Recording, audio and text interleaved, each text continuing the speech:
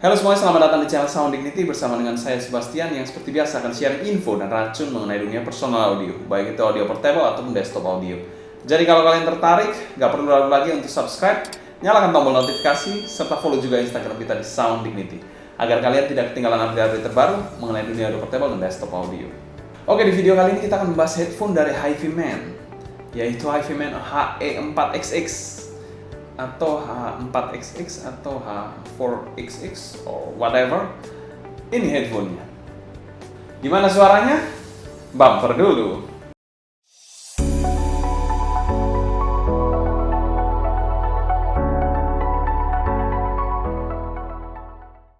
HiFiMan sendiri didirikan di New York pada tahun 2007 oleh seseorang yang bernama Dr. Feng.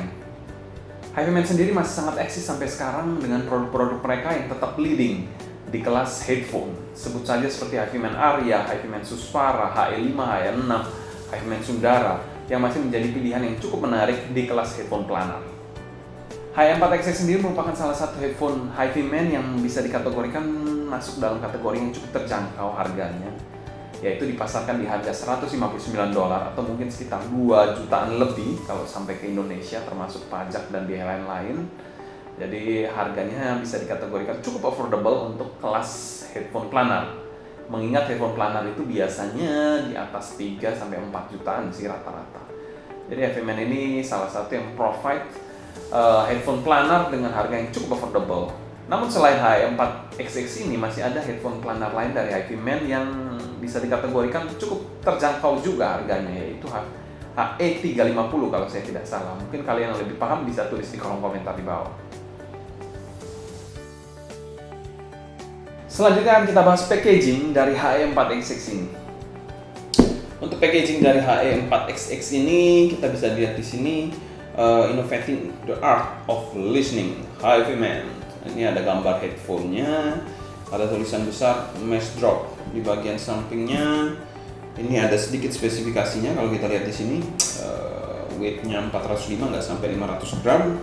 Sini ada nomor serinya, made in China, berarti produk dari China. Di belakangnya sendiri ada sedikit HiFiMan Electronics Corporation dan ini alamatnya United States, tapi made in China ya. Oke, pada saat dibuka packagingnya, kita singkirkan dulu. Jadi packagingnya ini cukup simple. Di sini ada kayak foam gitu. Pada saat kita sisihkan foamnya, langsung diberikan, kita disuguhkan headphone-nya. Jadi ini headphone-nya HE4XX, HE4XX, dan juga kabel dengan pin HiFiMan. Ini kayak pin 3,5 mm biasa ya, tapi ya sebenarnya nggak tahu sih. Mungkin kalau kalian yang lebih tahu mengenai pin headphone seperti ini, kalian bisa tulis di kolom komentar di bawah. Jadi dan sebuah converter. That's it. Jadi untuk kelengkapan HE4XX ini ada headphone-nya tentunya, lalu juga ada kabel yang intinya cukup wajar panjangnya, tidak terlalu panjang juga, mungkin standar 1,2 meter atau 120 cm mungkin. Menurut saya sih cukup standar sih panjang, tidak terlalu berlebihan juga. Kayak kabel dari Sennheiser yang sampai 3-4 meter. Ini juga ada converter yang langsung bisa plug and play. Jadi plug di sini. Udah jadi. That's it untuk kelengkapan dari HE4XX ini. Secara keseluruhan packaging dari HE4XX ini kami berikan skor C+, karena memang packagingnya ini kurang memberikan kesan yang wow saat kita unboxing. Selain itu juga ya mengingat harganya juga terjangkau dan affordable banget. Jadi ya packagingnya memang kita nggak bisa expect terlalu banyak sih. Selanjutnya kita bahas build quality dari HE4XX ini. Selanjutnya untuk build dari HE4XX ini sendiri, pada bagian housingnya ini berbahan plastik. Jadi kalau kita lihat di sini, padnya ini mungkin sedikit melontok ya karena memang usia. Tapi kita lanjut ke build quality-nya dulu. Ini housingnya ini berbahan plastik dengan konektor dari headband ke housingnya ini berbahan besi. Jadi kita lihat di sini bahannya besi ya, besi yang cukup, menurut saya cukup solid sebenarnya, dan memberikan kesan industrial dan membuat headphone ini enak dipandang juga. Di sini berbahan plastik, ini semacam adjustmentnya, tapi di sini yang nggak enak ini adjustmentnya agak sedikit keras sih. Lalu kita lihat di sini ini berbahan velour, tapi di sini ada leathernya, dan leather ini gampang ngelontoki intinya. Grillnya di sini berbahan besi berwarna hitam dengan bentuk seperti honeycomb seperti ini. Di sini dapat kelihatan drivernya, planar drivernya, dan ada planar drivernya dan kabel juga. Di sini di bagian sini juga ada marking left dan right di bagian kanan, jadi memudahkan juga. Selain itu juga headbandnya ini berbahan, mungkin kalau saya bilang sini mungkin kulit sintetis ya. Cukup kokoh sih headbandnya ini dan empuk, cukup empuk. Ada bantalannya di sini, jadi cukup nyaman juga untuk headbandnya. Untuk kelas harga ya $99. Overall warna dari HM4XX ini berwarna hitam yang menurut saya cukup elegan dan misterius. Untuk kabelnya sendiri di bagian bawah ini sudah detachable tentunya, bagian bawah ini sudah detachable. Untuk kabelnya sendiri sudah menggunakan kabel yang detachable dual pin. Di sini juga ada marking left dan right untuk memudahkan pemasangan juga. Lalu kalau kita tarik ke bawah, di sini ada splitternya berbahan karet atau plastik lah seperti ini, tidak spesial gimana-gimana juga. Jacknya sendiri bawaannya adalah 3,5 mm jika dipasang dengan converter, jadi seperti ini. Jadi 6,3 atau 6,5. Mungkin bisa kalian koreksi di kolom komentar di bawah untuk ukuran yang ini. Gold plated L shape. Build dari HM4XX ini cukup menarik dan cukup kokoh kalau saya bilang, jika dibandingkan dengan HD650 yang menurut saya plastiknya sedikit terkesan murahan. Di sini kualitasnya somehow lebih better. Secara keseluruhan build quality dari HM4XX ini kami berikan skor amin, karena mengingat HM4XX ini secara build quality menurut saya secara pribadi lebih baik dibandingkan HD650 sekalipun. Dia memiliki plastik yang lebih solid. Selain itu balutan dari desain industrialnya, dari besinya juga somehow bagi saya cukup menarik, dan itu menambah nilai plus bagi build quality-nya yang memberikan kesan lebih kokoh. Selanjutnya kita bahas fitting dari HM4XX ini. Fitting dari HM4XX ini bisa dikategorikan cukup nyaman. Dia memiliki air cup yang cukup besar. Kalau kita lihat di sini air cup-nya cukup besar, ya mungkin di sini bisa terlihat cukup besar, dan pada saat digunakan itu akan masuk seluruh telinga kalian. Jadi nggak ada telinga yang mungkin nggak masuk, jadi membuat suaranya bocor. Nggak. Kalau ini airpad-nya ini gede banget, besar banget, jadi pasti telinga kalian masuk. Tapi untuk telinga saya pasti masuk sih. Mungkin kalau telinga kalian super besar, ya mungkin agak bocor-bocor atau bagaimana. Jadi pada saat pemakaian akan seperti ini. Tidak ada yang nyantol di bantalan juga untuk telinga saya. Menurut saya pribadi untuk pemakaian jangka panjang sendiri HM4XX ini lebih adem lah dibandingkan HD650, yang dimana pemakaian jangka panjang akan terasa lebih panas dibandingkan HM4XX. Saat pemakaian tadi juga cukup stabil dan tidak gampang melorot juga, cukup stabil dan bisa dikategorikan cukup nyaman juga. Untuk weight distribution-nya juga sangat baik kalau menurut saya. Lalu di yang agak minus, mungkin nggak minus juga sih. Ini kalau kita mau adjust untuk housing-nya itu atau headphone-nya ini agak sedikit keras di bagian sini. Jadi kalau kita lihat di sini, ini untuk adjust-nya ini agak berbeda dari HD650, jadi mungkin agak sedikit butuh force. Ini juga agak ngunci biar nggak gampang naik turun. Ya mekanismenya memang seperti itu sih. Jadi ya, tapi itu sebenarnya bukan nilai plus, nilai minus juga sih. Ya, tapi itu adalah gambaran tambahan di fittingnya. Jadi kalau kalian mau adjust kuping atau penggunaan di user lain, jadi agak sedikit keras. Pada saat dikembalikan juga agak sedikit keras untuk ini. Secara umum fitting dari headphone ini kami berikan skor amin, karena memang headphone ini menurut saya juga salah satu headphone yang tidak terlalu berat, juga nggak melorot pakainya, juga nyaman dipakai dalam jangka waktu panjang. Ya, very good indeed. Selanjutnya akan kita bahas sound quality dari HM4XX ini. HM4XX sendiri secara umum memiliki suara yang netral. Berikut terlampir frekuensi responsnya. Untuk bass dari headphone satu ini, dia memiliki bass yang bisa dikategorikan light. Selain itu juga timbernya dari headphone planar satu ini menurut saya kurang natural dibandingkan dynamic driver, sebut saja seperti HD650. Bassnya di HD650 lebih natural, lebih berbody juga dibandingkan HM4XX ini. Somehow mid bassnya juga impactnya agak kurang, sub bassnya juga punchnya nggak terlalu dalam banget juga enggak. Jadi kalau kalian bass head mungkin ya kurang aja sih untuk headphone satu ini, nggak bisa ekspektasi lebih. Tapi di satu sisi dia memiliki bass yang bisa dikategorikan cukup clean dan cepat. Jadi ya pasti lebih cepat ini dibandingkan headphone seperti HD650. Untuk mid dari headphone satu ini memiliki mid yang bisa dikategorikan posisinya ini nggak terlalu mundur juga nggak terlalu maju, cukup pas dan balance. Memiliki nuansa yang agak netral, tidak terlalu banyak bumbu sweet-sweetnya juga enggak. Ini cukup netral headphone satu ini. Vokal dari cowok dan cewek pun cukup berbody, walaupun bukan kita bilang bodinya ini tebal banget, lalu sweet banget, lalu intimate banget, enggak. Headphone ini enggak seperti itu. Dia memiliki mid yang lebih balance dan tidak terkesan overly warm atau dark. Untuk treble dari headphone satu ini sebenarnya ya agak membingungkan juga ya. Treble dari headphone satu ini sebenarnya cukup natural. Tapi di satu sisi kalian harus perhatikan kalau dia didengarkan dengan menggunakan lagu yang kompleks akan sedikit keteteran, terutama untuk bagian bass dan treble. Kalau memang lagu itu fokus di bagian mid. Jadi bass dan treble-nya itu akan dikorbankan dan suaranya itu akan sedikit aneh, timbernya akan sedikit aneh juga. Jadi kalau misalnya kalian dengar solo violin, itu headphone satu ini treble-nya mantap banget. Bahkan di atas HD650 sekalipun yang harganya kita tahu 3 kali lipat dibandingkan headphone satu ini.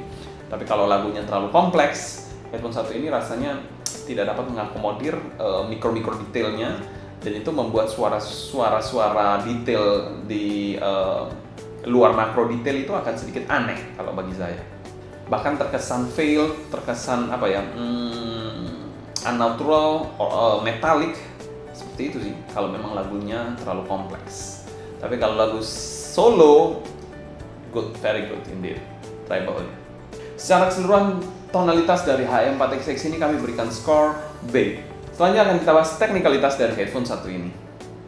HM4XX sendiri memiliki resolusi yang bisa dikategorikan cukup baik di kelas harganya. Timbre dari headphone satu ini pun diproduksi dengan sangat baik, asal lagunya tidak terlalu kompleks kita bilang. Dan bassnya itu mungkin secara timbre agak kurang kurang natural aja, karena bassnya ini agak di tone down, jadi bodinya ini kurang pas aja kalau di lagu-lagu. Lebih bagus malah di dynamic driver yang menurut saya lebih natural bassnya. Untuk soundstage dari headphone satu ini bisa dikategorikan cukupan, tapi di satu titik terutama point depth-nya ini kurang terasa, jadi kurang terasa dalamnya dari headphone satu ini. Jadi kesan 3D-nya itu agak terkesan 2D malah dari headphone satu ini. Detail dari headphone satu ini untuk makro detail, kalau saya tadi katakan di lagu-lagu yang tidak terlalu banyak instrumen, ini headphone yang cukup baik mengeksekusinya, terutama untuk makro-makro detail. Tapi kalau kita bilang lagu yang kompleks, mikro detailnya akan sedikit berantakan, bahkan sedikit aneh. Jadi itu perlu diperhatikan. Untuk clarity dari headphone satu ini, kalau kalian mendengarkan lagu-lagu yang tidak terlalu kompleks, headphone satu ini clarity-nya cukup baik. Tapi kalau kalian mendengarkan lagu-lagu yang sangat-sangat kompleks, instrumennya banyak, lalu ada suara 1, 2, 3-nya banyak, ini mungkin akan sedikit aneh clarity-nya, akan sedikit terasa fail untuk mikro detailnya, untuk instrumen-instrumen yang memang ada di bagian-bagian belakang itu akan sedikit aneh. Kalau menurut saya akan sedikit fail dan terkesan agak grainy dan failed untuk headphone satu ini. Untuk separasi imaging dan positioning, separasi dari headphone satu ini dapat membagi vokal dan instrumennya dengan cukup baik kalau saya bilang. Lalu untuk imagingnya ini dia bisa menggambarkan dengan baik keadaan pada saat rekaman atau lagu tersebut berada diputar. Tapi di satu titik depth-nya ini memang agak kurang, jadi kalian perlu perhatikan itu. Lalu untuk positioning, dia memiliki positioning yang cukup pinpoint walaupun depth-nya ini agak kurang dapet lah. Secara umum kami berikan skor B- untuk teknikalitas dari headphone satu ini. Oke, untuk cons dari headphone satu ini menurut saya suaranya kurang berkarakter, jadi tidak memiliki karakter yang kuat dari tonalitasnya, terutama untuk lagu-lagu tertentu atau genre tertentu.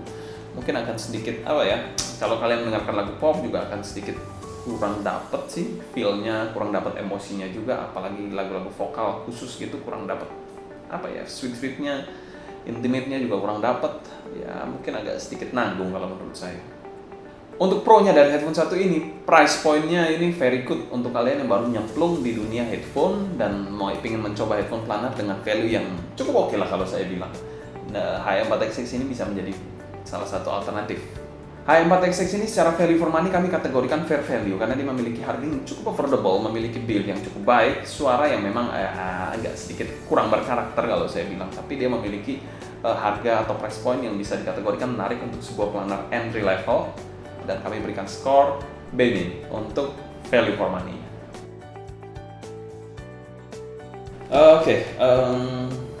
Bagaimana perbandingan dari HM4XX ini dengan HD650?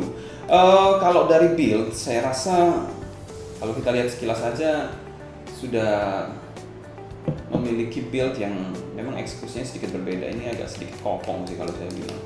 Jika dibandingkan dengan build HM4XX ini yang menurut saya ya mungkin masalah finishing, tapi menurut saya ini terasa lebih kokoh kelihatannya ya. Tapi saya tidak bisa menjudge juga lebih dalam. Cuma menurut saya yang HE650 ini terasa agak sedikit kopong sih, atau ya ringkih lah untuk plastiknya.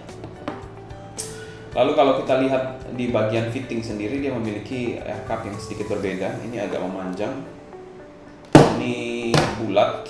Jadi, tapi menurut saya lebih nyaman di HM4XX ini sendiri dibandingkan HD650, dimana dalam long session listening atau pemakaian jangka panjang itu akan lebih panas di HD650 ini dibandingkan HM4XX.